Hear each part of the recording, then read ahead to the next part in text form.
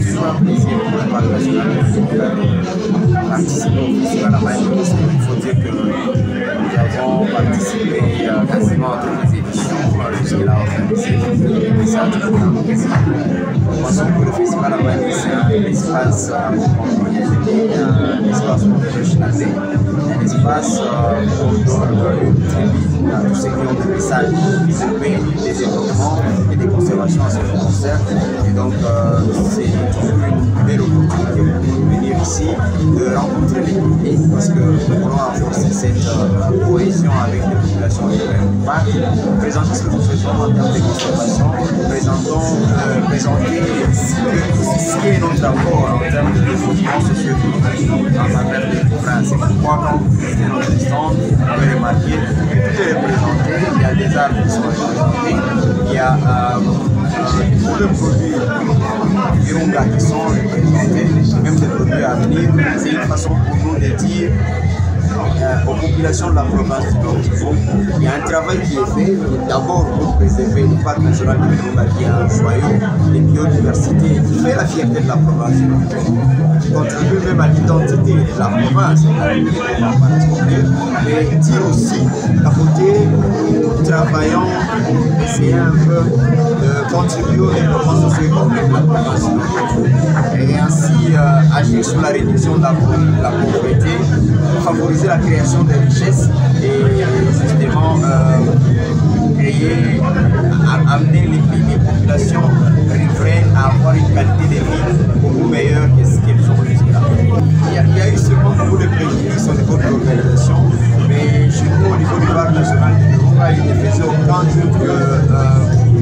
dans la mesure du possible, nous devrions participer. C'est comme ça que quand nous avons appris la levée de la suspension de l'organisation du festival, nous avons été parmi les premiers à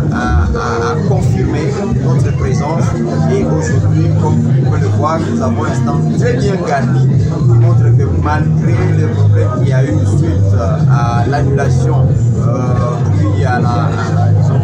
l'acceptation du tard du festival, malgré ces perturbations, nous avons gardé le cap et nous avons réussi justement à présenter tout ce que nous avons à présenter à la population de la ville de Virunga. Ce que nous attendons du festival,